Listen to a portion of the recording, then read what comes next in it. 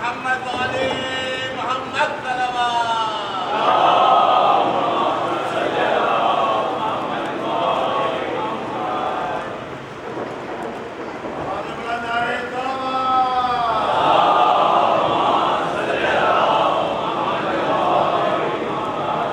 بسم اللہ الرحمن الرحیم. تمام تعریفیں اللہ کے لیے، درود اور سلام محمد و آل محمد کے لیے.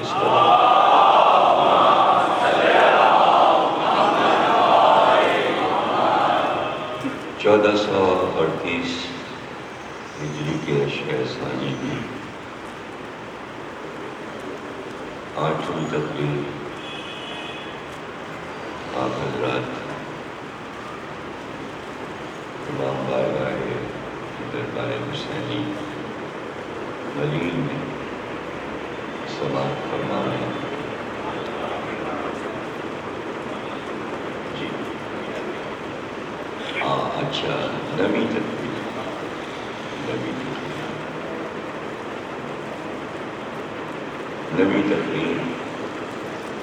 اشرف ثانی کی سماعت فرما رہے ہیں. حدیث قصہ پر ہم مسلسل گفتگو کرتے رہے اور یہ بتانے کی کوشش کی گئی کہ حدیث قصہ انتہائی مستند واقعہ ہے اور اس کو تمام مورخین نے، محدثین نے اپنی اپنی کتابوں میں لکھا اور واقعے کا انداز خود ہی بتاتا ہے کہ یہ بڑی اہم اور اسلام کے لیے بہت محکم حدیث تھی. اگر یہ نہ ہوتی تو بہت سے مسئلے حل نہیں ہو سکتے. سب سے اہم مسئلہ جو اس حدیث سے حل ہوتا ہے وہ ہے کہ پیغمبر کے اہل بیت کون ہیں. اگر اس حدیث کو آپ ہٹا دیں تو آپ کس طرح ثابت کریں گے کہ پیغمبر کے اہل بیت کون ہیں؟ اس لیے کہ جب جو لوگ یہ نہیں جانتے کہ کتابوں میں کیا کیا بحثیں ہیں اور ہر فریق کیا کیا دلیل دیتا ہے، تب تک یہ سمجھنا مشکل ہے، جاننا مشکل ہے جب تک کہ آپ کتابوں کی تمام بحثوں کو نہ جانیں. کہ کسی رخ سے آپ یہ کیسے ثابت کریں گے کہ پیغمبر کے اہل بیت کون؟ آپ کا تو عقیدہ ہے، آپ کو نام یاد ہیں، تو وہ نام جو آپ نے یاد کیے ہیں کہ یہ پیغمبر کے اہل بیت ہیں، وہ کس کی وجہ سے؟ یہ حدیثی قصہ کے وجہ سے. اگر حدیثی قصہ نہ ہوتی تو آپ کو یہ 5 نام کیسے یاد رہتے اور کیوں آپ لکھتے ٹوکرے پر، بینر پر، کتاب کی پیشانی پر، اور کیسے کہہ رہے ہوتے کہ یہ 5 ہستیاں ہیں. ارے 5 ہستیاں ایک ساتھ جب نام لیا جا رہا ہے تو کہیں پیغمبر نے سب کو ایک جگہ کر کے کہا ہوگا نہیں اکٹھا ہے.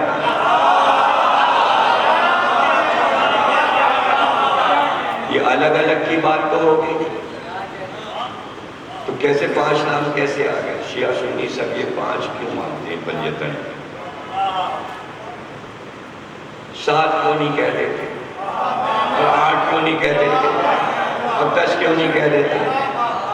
رٹ گیا شیعہ سنی کو پنجتن پاک، پنجتن 5، پنجتن پاک، پنجتن 5. یہ کیسے رٹ گیا؟ یہ حدیث قصہ کی وجہ سے رٹ گیا، اس کی وجہ سے رٹ گیا، سب کو یاد ہو گیا، بلکہ ہندوؤں تک کو معلوم ہے، ہندوؤں کو معلوم ہے کہ 5 ہوتے ہیں، کافر و مشرک کو سب کو پتہ ہے 5، ان کے 5 ہوتے ہیں، 5 لوگوں کا نام ان کے یہاں ہوتا ہے۔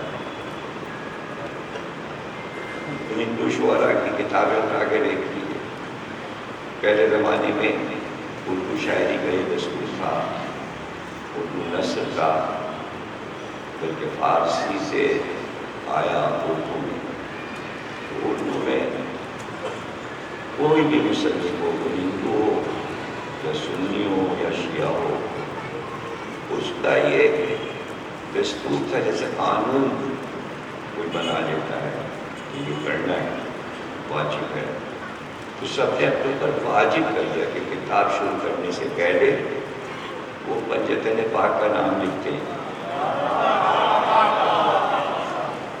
سارے ہندو سنیوں کے سارے فرقے اگر وہ شاعر اور ادیب ہیں تو ان کی کتابیں اٹھا کے پڑھیے، پرانی کوئی بھی نسل کی کتاب آپ 500 سال پرانی کتاب پڑھیے، 250 سال پرانی پڑھیے، 800 سال پرانی پڑھیے، شروع میں وہ لکھیں گے پنجتن 5، پھر بات شروع ہو، پھر اس کے بعد انہیں جو کہنا ہو قصہ بیان کرنا، کہانی بیان کرنا، قصہ 4 درویش، حاتم طائی، داستان امیر حمزہ، یہ سب کتابیں مذہب میں تھوڑی قصے کہانی ہے، اوپر لکھا ملے گا پنجتن 5۔ ہر شاعر کے دیوان پہ لکھا ملے گا پنجتن 5۔ دیا شنکر نسیم، ان کی مثنوی گلزار نسیم مشہور ہے، ایک مثنوی سیر البیان میر حسن کی مشہور ہے، دوسری ان کی دیا شنکر نسیم کی مشہور ہے گلزار نسیم۔ شروع ہی میں وہ کہتے ہیں کہ یہ 5 کنڈیاں جو ہیں انہوں نے بنائی پنجتن پاک بتانے کے لیے،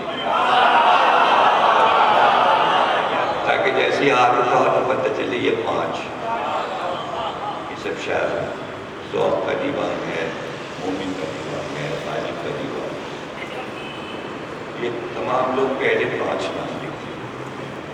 مسجدوں میں، محرابوں میں، پرانی مسجدوں میں لکھا ہوا ملے گا، دکانوں پر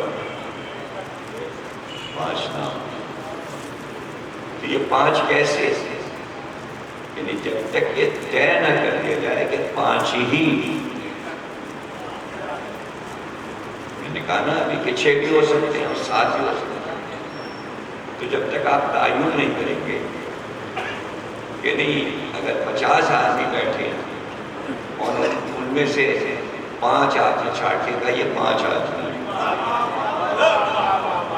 تب ہوگا نا۔ تو پورا مدینہ بھرا ہوا تھا، 10,000 تو اصحاب تھے اور تقریباً 14-15 ازواج تھیں، غلام تھے، کنیزیں تھیں۔ پھر رسول اللہ کے گھر میں پتہ نہیں کون کون لوگ پلے ہوئے لوگ ہی رہتے،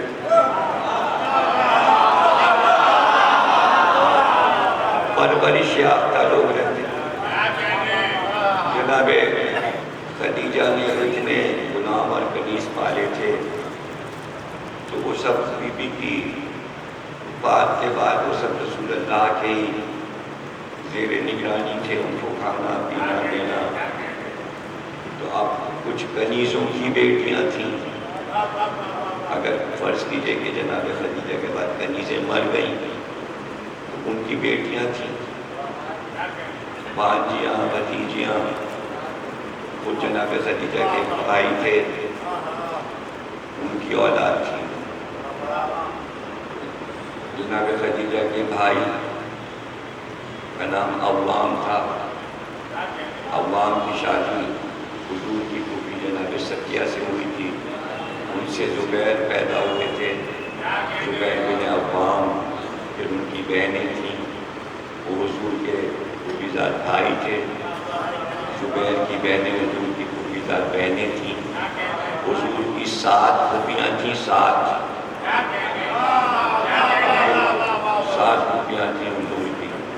تو اب وہ 7 پھوپھیاں جو ہے حضور کی، ان کی اولاد حضور سے منسوب تھی اور ظاہر کہاں جاتی، وہی حضور کے پاس ہی رہے گی، اس لیے کہ بنی عبدالمطلب ہیں۔ پھر حضور کے 11 چچا تھے، اب 11 چچاؤں کے بچے تھے۔ تقریباً جو سب سے بڑے چچا تھے حضور کے، سب سے بڑے چچا عبدالمطلب کے بیلوٹھی کے صاحبزادے تھے، وہ عمر میں بہت بڑے تھے، زیادہ تھے۔ تو ان کی جو اولاد تھی اور ان کی بھی اولاد، تو کوئی ان کے بھی 10-12 بیٹے، تو حضور کے چچا حرس بن عبدالمطلب کے 10 بیٹے تھے، پھر بیٹیاں تھیں، اور وہ بیٹے حضور کے جو چچا بھائی تھے وہ اتنے رسیدہ ہو گئے تھے، چونکہ عبدالمطلب کے بیلوٹھی کے فرزند تھے، تو ان کے فرزندوں کے فرزند حضور کے برابر تھے عمر میں۔ اب اس کے بعد زبیر ایک چچا تھے، جب 11 چچا ہیں تو کہاں تک نام ملنا، تو سب کی اولادیں زبیر کی بیٹی۔ پھر ایک چچا حضور کے عباس تھے، عباس بن عبدالمطلب، 11 یا 12 بیٹے ان کے تھے، اور اچھی خاصی ان کی عمریں تھیں۔ وہ ہو گئے سب حضور کے چچا دار بھائی۔ پھر حضرت ابو طالب چچا تھے، ان کے جو ہے وہ 4 بیٹے ان کے تھے، اور سب سے بڑی بیٹی ام ہانی تھیں۔ پھر ام ہانی کے جو بیٹے تھے ان کی بھی عمریں اتنی ہو گئی تھی کہ وہ چونکہ رسول اللہ سے عمر میں بڑی تھی، مولا علی کے 4 بھائیوں سے بڑی تھی، عقیل سے، جعفر سے، سب سے بڑی تھی۔ تو پھر ان کی اولاد، ام ہانی کی اولاد، ام ہانی کے جو ہے 4 بیٹے تھے، 3 بیٹیاں تھیں۔ جناب عقیل جو کہ حضور کے سگے چچا زاد بھائی ہیں، ان کے 12 بیٹے تھے۔ جعفر طیار کے جو ہے وہ تقریباً 9 بیٹے تھے، اور پھر بیٹیاں الگ تھیں اور بیٹیوں کی بیٹیاں۔ تو اب یہ سارے لوگ حضور کے ہی ساتھ تو رہ رہے ہیں، مدینے سے آئے، ساتھ میں رہ رہے ہیں۔ تو اب یہ سب اہل بیت ہیں، پورا خاندان اہل بیت ہے، یہ سب اہل بیت۔ تو جو احمد کہتے ہیں یہ کہ کیا واقعہ ہے کہ چادر میں 5 کو لے کے اس کا فائدہ، اور یہی تو فائدہ تھا کہ ہزاروں اہل بیت تھے حضور کے گھر میں، ان میں سے 5 کو نکالا، الگ کیا، اور چادر ڈال کے کہا یہ الگ ہے، وہ الگ ہے۔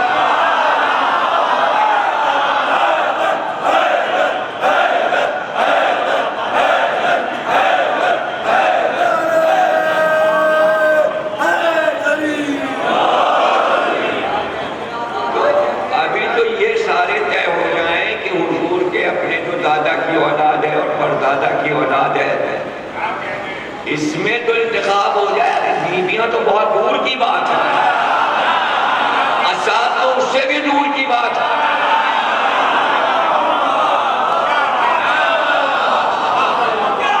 اور یہ سوچنے کے بعد ہے کہ اہل بیت کا مطلب یہ ہے کہ اولاد اہل بیت، اہل کہتے ہی بیٹے، اولاد کو کہتے ہیں، اہل مانی اولاد۔ تو یوں بھی آلریڈی ازواج نہیں آئیں، اس لیے کہ زوجہ بیٹی نہیں ہوتی ہے، زوجہ تھوڑی اولاد ہوتی ہے کہ کوئی یہ کہتا ہے میں نے اپنی بیوی کو گود لے لی،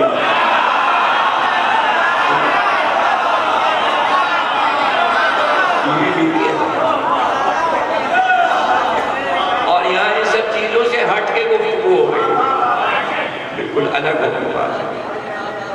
فرمایا اتنی احتیاط سمجھ لیجیے کہ یہ واقعی جب ہو رہا ہے جب جناب خدیجہ کی وفات ہو چکی، زندگی کچھ مت مسئلہ کھڑا ہو جاتا ہے اگر خدیجہ کی زندگی میں حدیث قصہ کا واقعہ ہو. ہو ہی نہیں سکتا تھا کہ جناب خدیجہ یہ کہیں کہ واہ رسول اللہ، بیٹی کو چادر میں لے کے اور ماں کو باہر کر دی. تو احتیاط تو دیکھیں. اور اگر ایسا ہو جاتا کہ جناب خدیجہ کی زندگی میں حدیث قصہ کا واقعہ ہوتا تو کبھی بھی حضور خدیجہ کو چادر سے باہر نہیں رکھ سکتے تھے، اور خدیجہ آ جاتی چادر میں بیٹی کے. تو اب آگے معاملہ جاتا کہ چادر میں بیوی ہوتی ہے، ہر بیوی چادر میں، ہر بیوی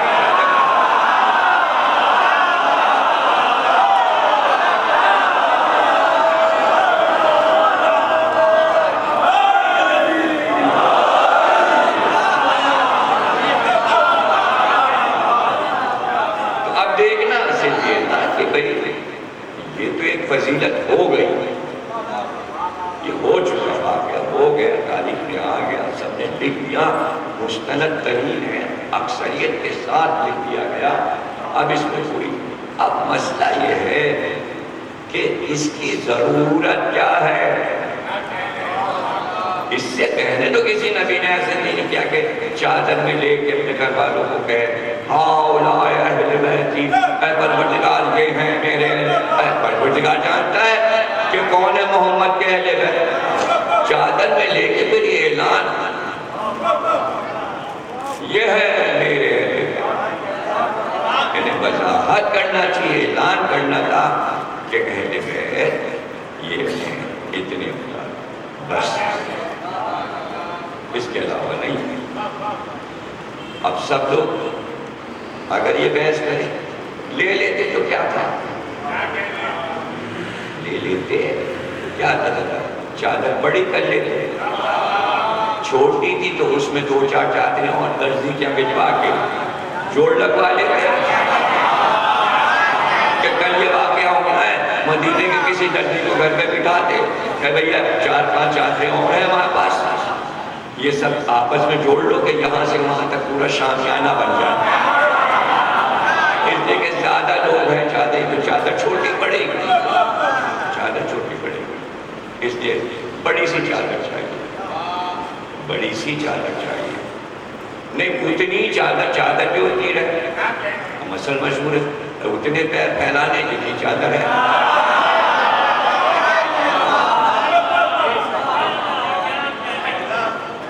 چادر تو اتنی تھی، اوروں کو لے لیتے تو کیا تھا. ابھی اوروں کو نہ لیتے تو کم از کم جناب خدیجہ کی تاسی میں ان کی جگہ پر ام سلمہ کو لیتے تھے. پھوپھی کی لڑکی ہیں، حضرت علی کی سکی پھوپھی ذات بہن ہے تو کیا ہے، مولا کی تو بہن ہے، مولا کی تو بہن ہے علی کی، تو چادر میں آ جاتی. رسول اللہ کی بیوی ہیں، حسن حسین کی نانی بھی ہیں اور دادی بھی ہیں، علی کے رشتے سے دادی ہیں اور ادھر سے نانی. علی کی پھوپھی ذات بہن ہے تو پھوپھی ذات بہن ہے حضرت علی کی، تو حسن حسین کی پھوپھی. ادھر سے جناب سیدہ کی ماں بھی ہیں اور دوسرا رشتہ بھی ہوتا ہے. تو ام سلمہ سے تو سب کا رشتہ تھا، ان کو لے لیتے کیا تھا. تو یہ بھی ہو سکتا تھا اور بھی ارمان نکل جاتے. نہیں کہنا تھا اہل بیت. اہل بیت اب لوگ اہل بیت نہ سمجھیں. اہل بیت اس کو کہتے ہیں، اہل بیت اسے کہتے ہیں کہ جو حصہ ہو. اہل بیت میں بیوی شامل نہیں ہے. کیوں نہیں شامل؟ کیوں نہیں اللہ نے بیوی کو کیوں نہیں اہل بیت میں شامل؟ وجہ لکھی ہے بھائی، ایسے ہی نہیں ہے کہ 14 سال تک کچھ باتیں ہی نہ ہو. حدیث کے ساتھ کتابیں بھری بڑی کون پڑھے اور کس کو سنائے، کہاں تک سنائے اور کہاں تک حافظے میں رکھے، کب تک بتائیں یہ سب باتیں. بیوی کو اس لیے اہل بیت نہیں کہتے کہ آج طلاق ہوئی کل گئی.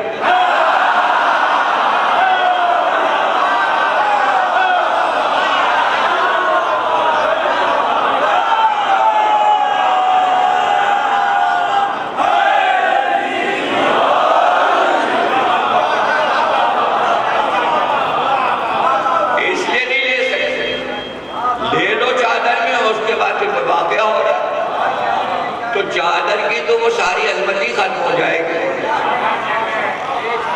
اس کو تو قیامت تک رہنا ہے. چادر کو بھی رہنا ہے, چادر والوں کو بھی رہنا ہے. اب کوئی چادر سے نکل کے ہی چلا جائے تو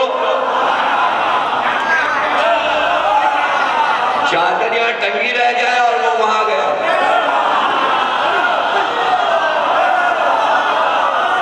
نہیں سمجھ میں آ رہا. جب یہ دلیل دی گئی تو لوگوں نے کہا کہ سیدہ بھی تو علی کی بیوی ہیں, یہ کیسے آپ نے کہہ دیا کہ بیوی کو طلاق ہو جاتی ہے؟ تو یہاں جواب لکھا گیا, خدا نہ کرے اگر ایسا ہوتا تو محمد کی بیٹی تو رہتی.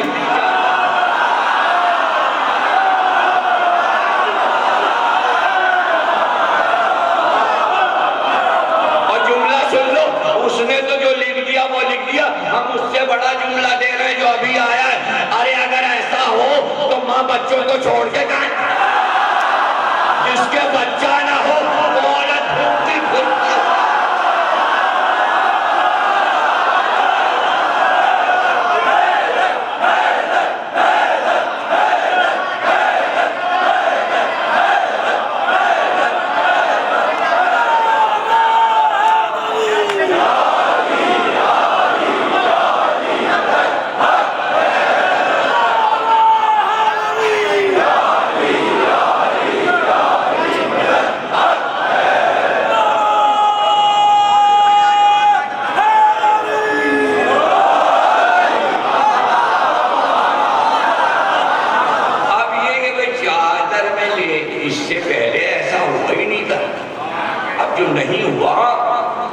وہی تو کرنا ہے. پوری مجلس تو پڑھ چکا ہے.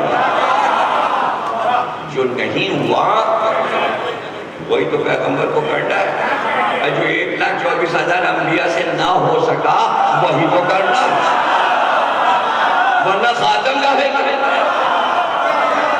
نہیں ہوا, نہیں کیا انہوں نے کیا. اب ایک رخ سے ہم آتے ہیں اور آپ کو چادر سمجھا دیتے ہیں. کیا ہے صرف اگر چادر پہ ہی گفتگو اتنی روتی چلیے صرف چادر پہ. عرب کا ہمیشہ سے یہ دستور تھا. دو قبیلوں میں لڑائی ہوئی, لڑائی چھڑ گئی.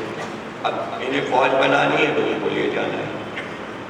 تو کرتے تھے ایک شامیانہ لگا دیا, سڑک کے کنارے پہ شامیانہ لگا دیا, خیمہ لگا دیا اور وہاں جھنڈا گاڑ دیا. اور اس کے بعد دو آدمی کھڑے ہو گئے, انہوں نے اعلان کرنا شروع کیا, جو اس خیمے میں آ جائے گا, جو اس شامیانے میں آ جائے گا, جو اس شامیانے کے نیچے آ جائے گا, اس ٹینٹ میں آ جائے گا, وہ ہمارا ہے. جو ادھر آ گیا وہ ہمارا ہے, جو ادھر آ گیا وہ ہمارا ہے, جو ادھر آ گیا وہ ہمارا ہے. اب یہ تو شروع میں تھا, اب شدت بڑھی. کربلا سے پہلے ابن زیاد نے کہا ٹینٹ لگا دو کوفے کی سرحد پر اور شامیانہ لگا دو اور ہمارا جھنڈا, اور کوفے والوں سے کہو جو اس کے اندر آ گئے ان کے لیے امان ہے, اور جو یہاں نہیں آئے گا ہمارے شامیانے اور ٹینٹ میں ہم اس کو قتل کر دیں گے. سارا کوفہ سمٹ کے ٹینٹ میں آ گیا ابن زیاد کے, جس کو اس نے کربلا بھیج دیا, اور جو نہیں آئے انہیں قتل کر دیا. یہ رسم چلتی رہی, بعد میں بھی چلتی رہی. مختار کے یہاں بھی ایسے, مختار نے بھی اپنا ایسے ہی پرچم لگایا, شامیانہ لگایا. تو یہ تو عرب کا دستور تھا. تو اب جب وہ آ جاتے تھے شامیانے میں تو کہتے تھے یہ سب ہمارے ساتھی ہیں, ان سے جو لڑے گا ہم انہیں ماریں گے, ان کے جو خلاف جائے گا ہم اس کے دشمن ہیں. اب پڑھیے حدیث کے ساتھ, چادر کا شامیانہ کیا, کیا یہ ہمارا ہے لشکر, جو ان سے لڑے گا ان سے میں لڑوں گا, ہار اگر تم ان سے جس کی لڑائی ان سے میری لڑائی, ان سے جو لڑنے آئے گا ان سے میری لڑائی. تو ابھی بھی نہیں سب, یہ تو عرب کا سسٹم تھا. پیغمبر نے اپنے سپاہی چادر میں کر کے کہا کل اتنے ہیں، ان سے جس کی جنگ قیامت تک اس سے میری جنگ، اس لیے کہ یہ میرے سپاہی ہیں، ان میں سے کسی ایک سے لڑو گے گویا تم ہم سے لڑے۔ اب کوئی کہ لشکر تو بنا لیا، لڑنے کہاں نکلے؟ اسی کا نام تو مباہلہ ہے۔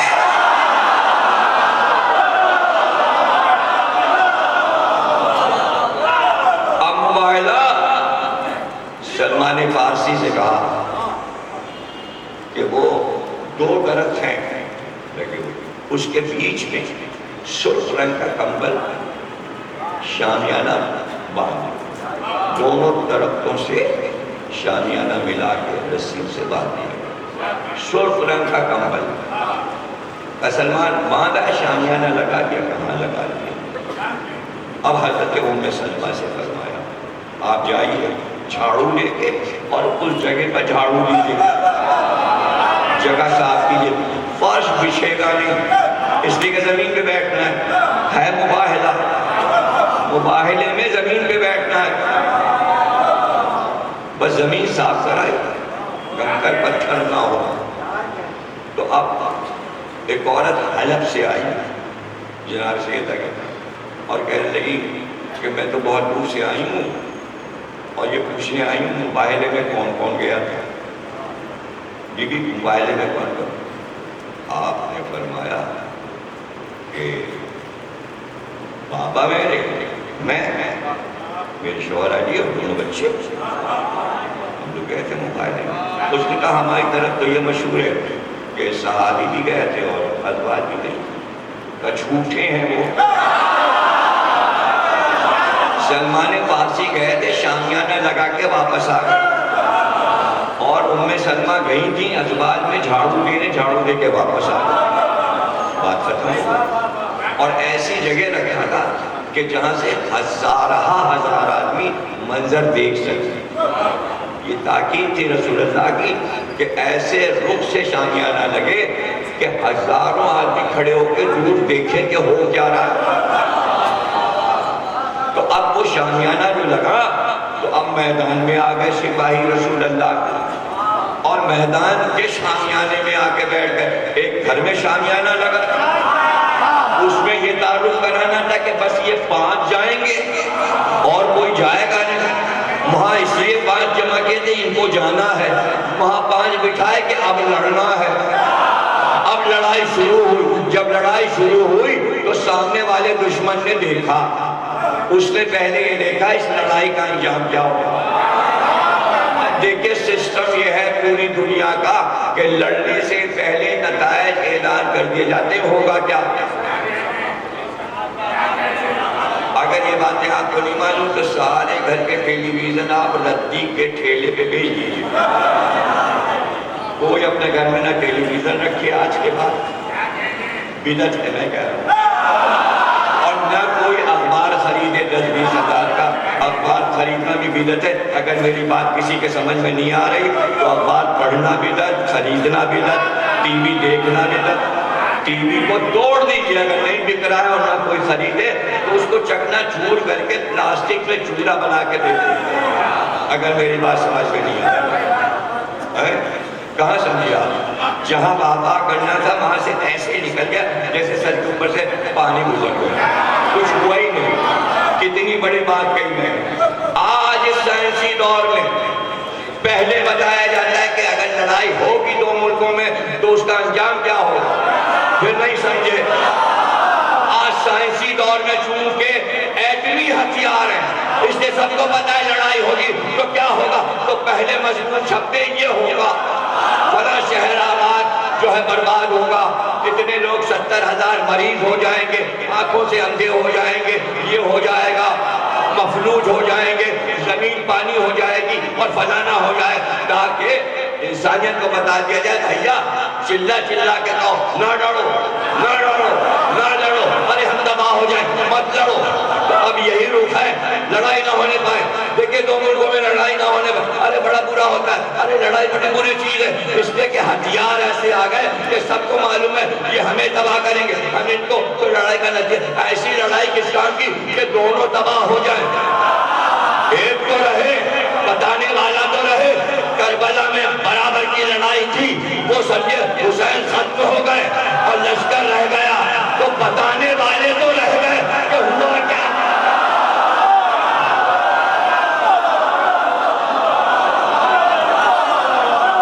بتائے بغیر رہے نہیں.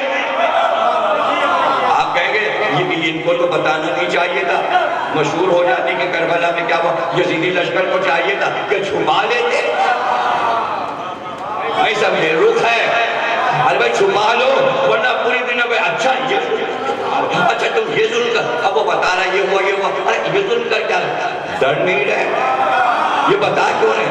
ارے یہ اس لیے بتاتے پھرے کہ اپنا فخر بتا رہے تھے سمجھ کے, اور حاکم چاہ رہا تھا کہ خوب بڑھا چڑھا کے سناؤ تاکہ لشکر پہ رو بیٹھے ہم اتنے بادشاہ ہیں کہ ہم اہل بیت کو مٹا دیتے ہیں. بڑھا چڑھا کے بیان کیا,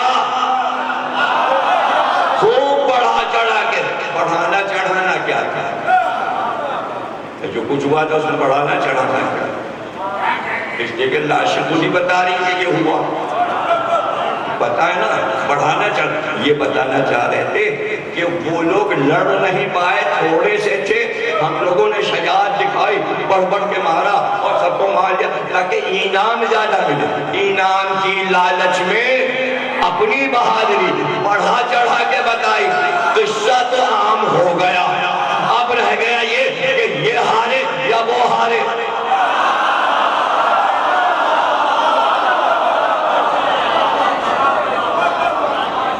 بجنا تقریر ختم ہو گئی.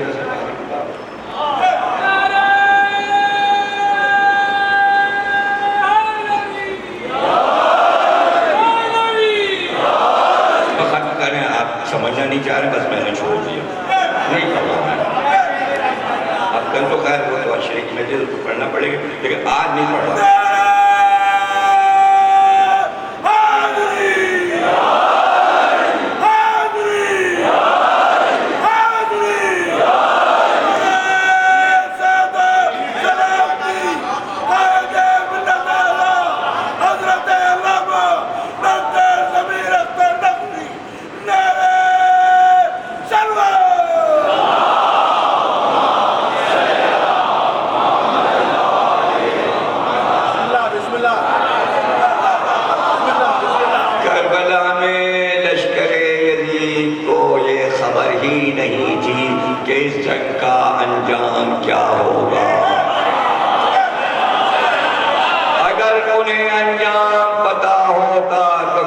حسین سے نہ لڑتے. ارے جب حدیث قصہ موجود تھی اور اس میں لکھا تھا جو ان سے لڑے اس سے میری لڑائی ہے, اور سب حدیث قصہ پڑھے ہوئے تھے, اتنی حدیث قصہ پھیل چکی تھی اور پھر بھی حسین سے لڑے. گویا رسول سے جنگ کی, گویا رسول سے جنگ کی.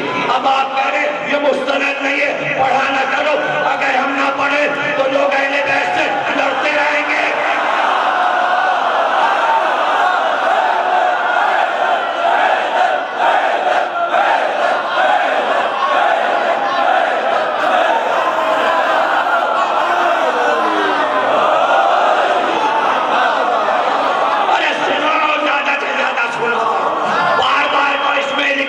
رسول کہہ رہے ہیں جو ان سے لڑے گا اس سے میری لڑائی, جو ان کا دشمن ان سے دشمنی کرے گا اس سے میری دشمنی. یہ تمہیں اچھا نہیں لگتا پڑھتے ہوئے؟ تو اب پتا چلا جو حدیث قصہ کے خلاف ہیں وہ یہ چاہتے ہیں کہ یہ لڑائی ظاہر نہ ہو کہ رسول اللہ بھی کسی سے لڑتے ہیں, سب ایک ہیں.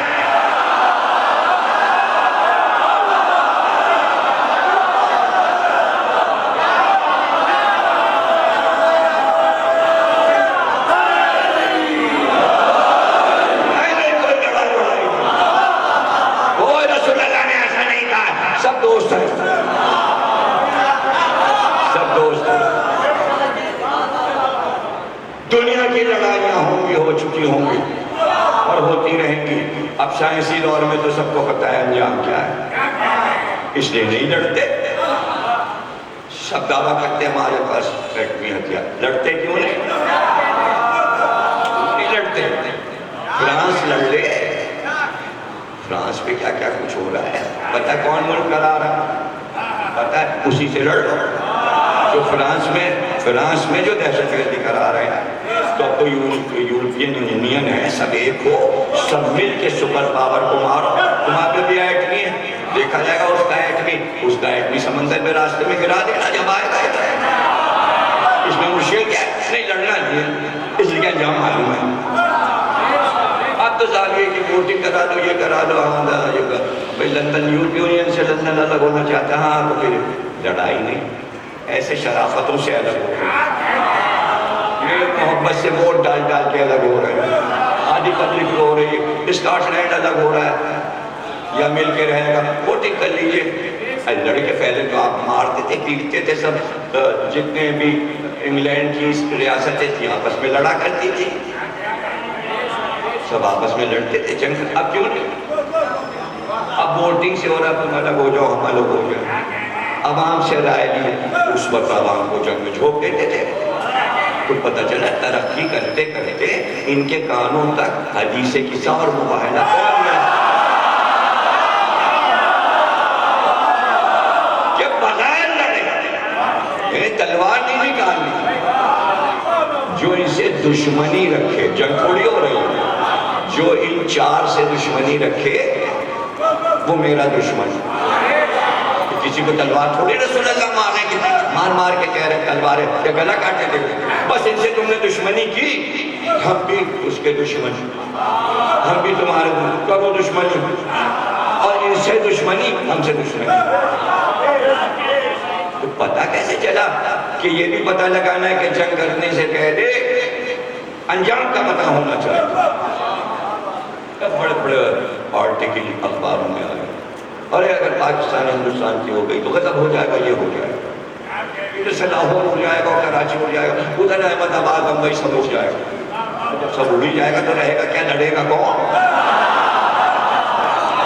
اس لیے آواز آنے لگی نہیں بھائی نہیں لڑائی نہیں, بھائی کسی طرح کشمیر کا معاملہ حل کر لیجیے. بھائی دیکھیں لڑائی نہیں ہاں تو کر لیجیے. سب سے پہلے دین اسلام نے یہ سکھایا کہ جنگ ہونے سے پہلے انجام کا اعلان کر دیا جائے.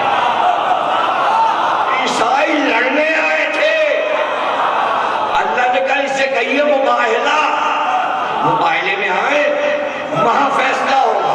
اور نہ کسی کو تلوار چلانی ہے, نہ مارنا, نہ پیٹنا. تم بھی ایک شامیانہ لگا لو, ایک شامیانہ ہم بھی لگا لیں, آمنے سامنے بیٹھنا ہے. اب دیکھنا یہ تم کس کو لاتے ہو اور ہم کس کو لاتے ہیں, حکم ہے برابر کا. عورتوں کو لیا, یہ لڑائی ایسی ہے جس میں عورتیں آئیں. بدر سے حنین تک اتنی لڑائیاں ہو گئیں, کسی میں اللہ نے یہ اعلان نہ کیا عورتوں کو لے جاؤ اور بچوں کو لے جاؤ. یہ عجیب لڑائی ہے جس میں اللہ نے کہا ان سے کھلے عام یہ بات کہہ دیجئے کہ ہم اپنے مردوں کو بلاتے ہیں, ہم اپنی عورتوں کو بلاتے ہیں, اور بچوں کو بلاتے ہیں, اور نفسوں کو بلاتے ہیں. تم بھی بلاؤ, عورتوں کو تم بھی بلاؤ, بچوں کو تم بھی بلاؤ, نفسوں کو تم بھی بلاؤ, اور پھر اس کے بعد فیصلہ ہوگا. انجام بتایا کہ لڑائی تو ہوگی, لیکن لڑائی کا انجام اللہ نے یہ بتایا, لعنت اللہ, جو ہار جائے گا, جو ہارے گا اس پہ لعنت ہوگی. بڑھ گئے, نہیں سمجھ میں آ رہا, کسی کے سمجھ میں نہیں آیا, کوئی نہیں سمجھا.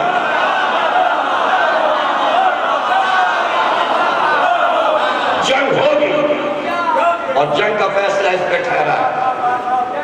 ثم نبتہل کہتے ہیں مباہلے کو, نبتہل باہل سے مباہلہ, نبتہل مباہلہ ہو اور بیٹھو. اور کیا ہوگا؟ لعنت اللہ علی الکاذبین, ہم جھوٹوں پہ لعنت قرار دیں گے. لڑائی تلوار کی نہیں ہے, کہاں بیٹھے ہو, لڑائی تلوار کی نہیں, تیروں لڑائی ہے سچ اور جھوٹ کی. اگر یزیدیوں کو معلوم ہوتا کہ یہ لڑائی سچ اور جھوٹ کی ہے تو بھاگ جاتے.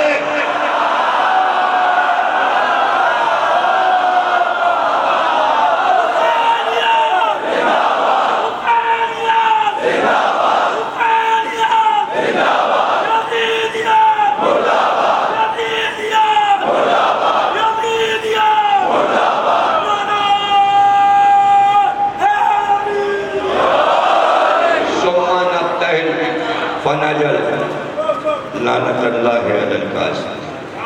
ہم بیٹھیں گے دونوں لشکر آمنے سامنے اور بس دعا کرنی ہے. تم بھی دعا کرو ہم بھی کریں. تم بھی خدا رکھتے ہو ہم بھی خدا رکھتے ہو. تم بھی اللہ کو جانتے ہو ہم بھی اللہ کو. اور ہاتھ اٹھائیں گے اور بس اتنا کہیں گے پروردگار ہم میں جو جھوٹا ہے اس پہ اپنی لعنت قرار دے. ایک چیز دکھائی نہیں دے رہی, لفظ ہیں لفظی تو ہیں. عیسائی کہتے ہیں یہ کیا ہم آپ کی لعنت سے کوئی ہم لڑتے ہیں؟ ہم لڑیں گے, ہم تو لڑیں گے, جنگ کریں گے اور آپ سے بحث کریں گے. وہ بیٹھ گئے آگے. اب اس نے تو بڑی لمبی چوڑی گفتگو ہے, اس نے پوچھنا شروع کیا کہ ہزاروں لوگ کھڑے ہوئے آپ کی امت کے, یہ 5 ہی کو کیوں لائیں؟ اب پیغمبر کیا بتائیں کہ 5 کو کیوں لائیں؟ 5 کو لائے ہیں اس لیے کہ رات میں قصہ یمانی میں یہی 5 اللہ نے کہا کہ ان کو رکھو. لائیں ان میں سے اوروں کو کیوں, ان کو کیوں لائے؟ میں یہیں پہ لگتی رکے, پورا مباحثہ کل پڑھیں گے. یہی پڑھی پڑھی مولانا اظہر حسن زیدی صاحب پڑھ رہے تھے موبائل, تھوڑا سال میں برسہ برس گئے.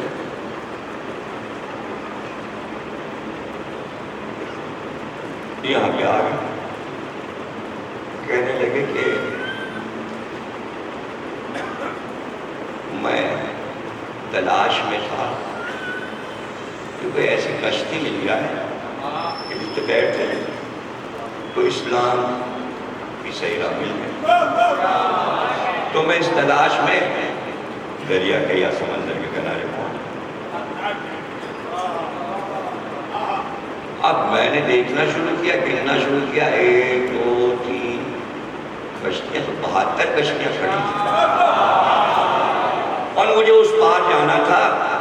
اب یہ یقین نہیں ہو رہا کہ 72 میں سے کون سی اس پار پہنچا دے گی. اب پتہ نہیں راستے میں کیا کریں. یہ انڈیا بارڈر میں نکل گئے تو وہاں پکڑے گئے. مچھیرے ادھر نکل جاتے ہیں نا, وہ کشتیاں پکڑ لیتے ہیں اور پھر طوفان آئے الٹ دے, کشتی ٹوٹ جائے, کیا ہو. مگر کشتیاں ایک سے ایک تھیں اور بے عمدہ عمدہ پڑے ہوئے, اندر سیٹیں لگی ہوئی, خوب سجائی ہوئی کشتیاں. کوئی کشتی ایسی نہیں تھی جسے دیکھ کے یہ دل نہ جائے اس میں بیٹھ. گنتا ہوا چلا میں 72 کشتیاں. آخر میں نے دیکھا سب سے آخر میں ایک کشتی چھوٹی سی, نہ کچھ اس کے اوپر صاحبان, نہ گدیاں, نہ کچھ, لکڑی کا جو چوکھٹا تھا بنا, اس پہ بزرگ بیٹھے تھے. تو میں نے دیکھا کہ ان کے ساتھ ایک مردہ پوش خاتون بیٹھے تھے, 2 چھوٹے چھوٹے بچے اور ایک اور مرد بیٹھا ہوا تھا جوان. تو میں سوچنے لگا کہ ایک سے ایک کشتیاں, ادھر سے میں گزرا تو سب نے آواز دی, آئیے آئیے ہماری کشتی میں بیٹھ جائیے, ہم آپ کو اس پار اتار دیں, آئیے آئیے آئیے. اور میرے دل کو یقین آئے جب میں بیٹھتا کسی کشتی میں. اور انہوں نے, وہ بزرگ بے نیاز بیٹھے تھے, کون آئے کون جا کچھ نہیں. میں وہاں رک گیا. میں نے یہ کیسی کشتی, آگے اتنے طوفان ہیں, اس کو ٹالنے کے لیے کشتی پہ کیا کیا انتظام ہے, انہیں کچھ فکر ہی نہیں ہے. اور اتنی کمزور کشتی چھوٹی سی, اور اتنا بڑا طوفان سمندر میں آتا ہے. پھر میں سوچنے لگا کہ ان کو یقین ہے کہ یہ کنارے پہنچے گا. اگر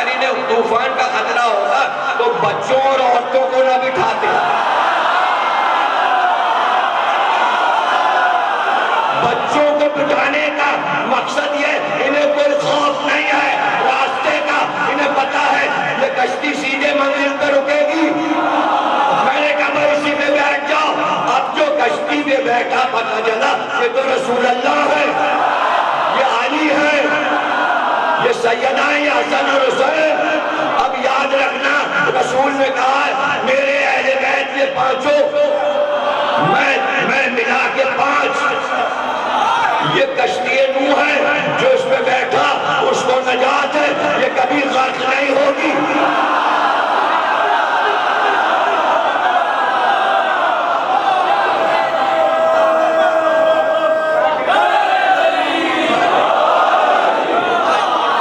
کشتی مل گئی۔ اس مختصر سی گفتگو سے پتا چلا کہ 72 فرقوں کی کشتیاں ساحل پہ کھڑی ہوں، 72 فرقوں کی کشتیاں سمندر پہ کھڑی ہوں، اور کہا جائے پار جانا ہے، اور ایک کشتی ایسی ہو جس پہ 5 نام لکھے ہوں، تو 72 کشتیاں تو ایسی ہیں جن پہ نہ کچھ لکھا ہے نہ کوئی بیٹھا ہے، کشتیاں خالی پڑی ہیں۔ کشتی ایک آباد ہے جو نظر آ رہی ہے۔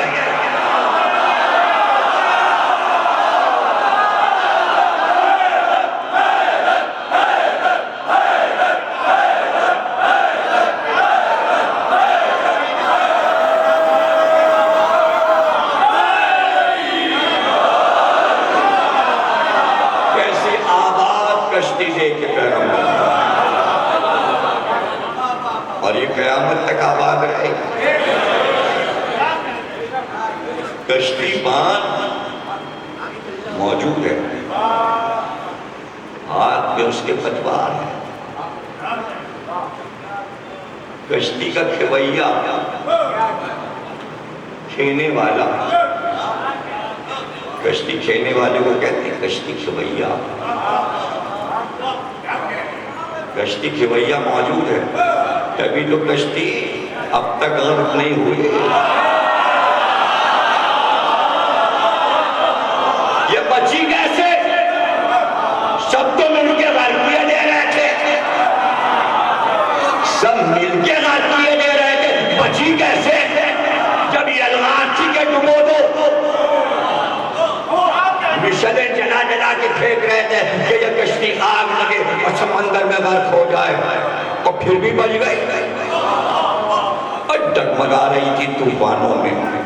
اب غرق ہوئی اسلام کی کشتی، اور اب غرق ہوئی۔ حسین تو بچپن سے آشنا تھے، ارے میرے نانا کی کشتی اسلام ڈوب رہی ہے، آواز دی کشتی کو، حسین نے آواز دی میں ڈوبنے نہیں دوں گا۔ ڈوبنے کی وجہ کیا ہے؟ کشتی نے وہاں سے آواز دی، اندر ایک سوراخ ہو گیا ہے، پانی بھرتا جا رہا ہے، کشتی میں پانی بھر رہا ہے، سوراخ ہو جانے کی وجہ سے میں کیا کروں؟ اب غرق ہوئی میں، اور اب علی اکبر کے سینے کا لہو لے کے میں سوراخ کو بند کر دوں۔ کشتی اسلام نے کہا مرحبا، اے حسین مرحبا، لیکن اب تو میں ٹوٹ ٹوٹ کے ٹکڑے ٹکڑے ہونے والی ہوں، قاسم کے بدن کے ٹکڑوں سے تم کو میں جوڑ دوں گا۔ ہو گئی تقریر، آخری جملہ سن لیجئے اور گریہ کرتے ہوئے گھر تک جائیے گا، جتنا دل چاہے یہ جملے سن کر اور یاد کر کے روئیے گا، بڑا موقع ہے۔ کشتی نے آواز دی، ارے حسین دونوں پتوار ٹوٹ گئے، اب کشتی آگے کیسے چلے؟ ٹھہر، عباس کے دونوں ہاتھوں سے کشتی چلے گی۔ ٹوٹتی ہوئی کشتی تھمی، غرق ہونے والی کشتی تھمی، کشتی اسلام، پتوار بھی آ گئے، عباس کے ہاتھوں نے کشتی کو چلانا شروع کیا۔ ایک بار آواز دی، کشتی اسلام نے آخری ٹکڑا ہے، میرا یہ وعدہ کر رہا ہوں۔ ایک بار کشتی اسلام نے آواز دی، اے حسین منزل پہ جانا ہے، منزل پہ میں جا نہیں سکتی، کھینے والا کھیل رہا ہے، لیکن جب تک بات بات نہ ہو کشتی کیسے جائے؟ آواز دی،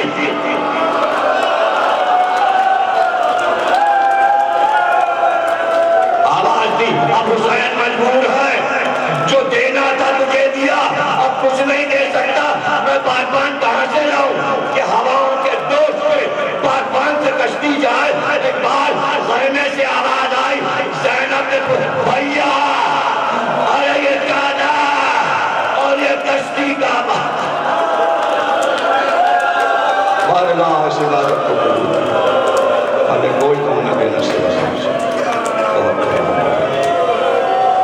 کی مجلس اپنے ٹائم سے شروع ہوگی آپ حضرات تشریف